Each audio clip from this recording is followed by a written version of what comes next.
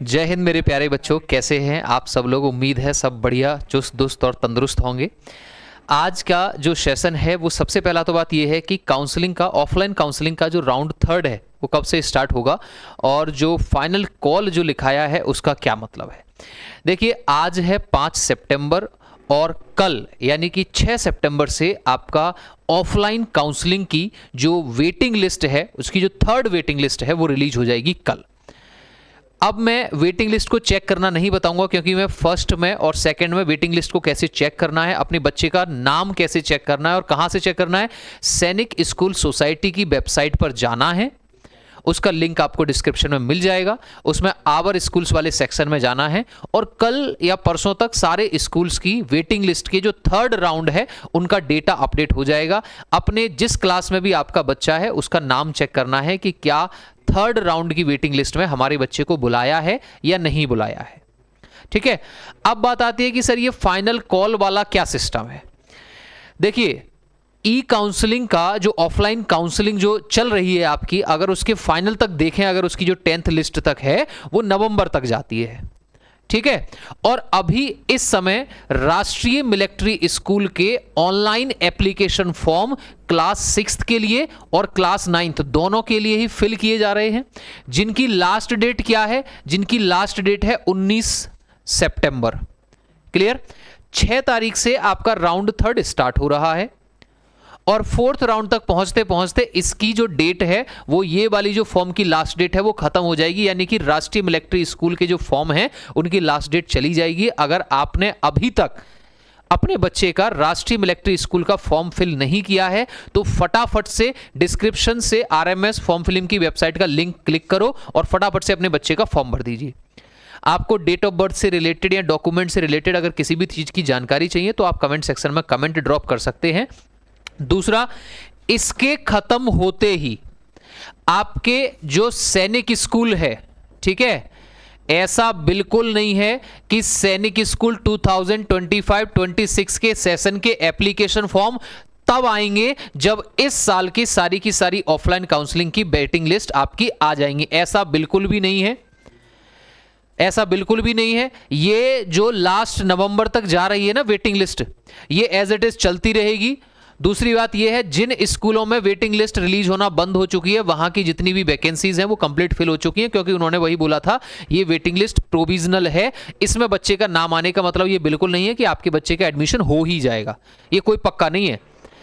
आपके सितंबर लास्ट नहीं तो अक्टूबर के स्टार्टिंग में, नहीं तो इसी मंथ आपके सैनिक स्कूल क्लास 6 और क्लास 9 दोनों के ही एप्लीकेशन फॉर्म आ जाएंगे जो कि ऑनलाइन फिल किए जाएंगे। और आने वाले समय में ऐसा भी हो सकता है कि RMS का पेपर तो ऑनलाइन हो ही गया और ये बार ये अचानक से ऐसा भी डिक्लेयर हो सकता है कि भैया सैनिक स्कूल का पेपर भी ऑनलाइन मोड पर होगा, ऑफलाइन मोड पर नहीं होगा। छोटे से बच्चे को, क्लास 5th और क्लास 6 के बच्चे को ऑफलाइन से ऑनलाइन मोड में कन्वर्ट करने के लिए एक टाइम लगता है, एक प्रोसेस लगता है, क्योंकि उन्हें सारी चीजें बतानी है, कहां सेव एंड नेक्स्ट करना है, कहां पर क्या माउस कैसे चलाना है, क्योंकि आपको एक दिए गए टाइम पीरियड के अंदर ही क्वेश्चन भी सॉल्व करना है, आंसर भी टिक करना है, सेव एंड नेक्स्ट भी करना है, सारी चीजें आपको करनी है।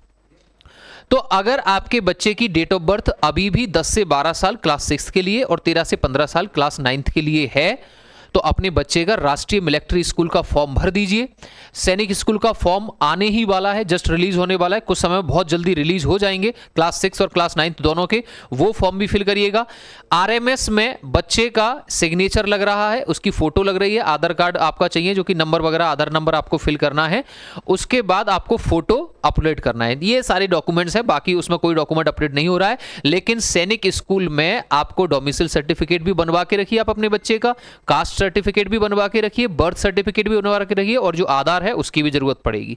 क्लियर, ये सारे डॉक्यूमेंट अगर अभी तक आपने नहीं बनवाए हैं तो आप उन डॉक्यूमेंट्स को बनवा लीजिए। और अगर आपने अभी तक काउंसलिंग के चक्कर में अपने बच्चे की प्रिपरेशन स्टार्ट नहीं की है तो आपको डिस्क्रिप्शन में ड्रीमर्स एकेडमी के एप्लीकेशन का लिंक आपको मिल जाएगा, वहां से आप एप्लीकेशन डाउनलोड कर सकते हैं। अभी ड्रीमर्स एकेडमी का जो प्रहार बैच है उस पे 80% तक का ऑफ चल रहा है, ठीक है, जो कि आपको जब तक सैनिक स्कूल आपका एंड होगा, जब तक सैनिक स्कूल होगा उसके बाद ई काउंसलिंग नेक्स्ट वाली कैसी करनी है उसकी रिस्पॉन्सिबिलिटी भी मेरी ही होगी। मेरी ही होगी, मेरे सारे बच्चों की रिस्पॉन्सिबिलिटी मेरी टीम की होगी, सबकी सब। तो वहां से आप ऐप डाउनलोड कर सकते हैं और उस ऐप से कोर्स परचेज करके आप बच्चे की प्रिपरेशन स्टार्ट कराइए, उसको एक अच्छी गाइडेंस दीजिए।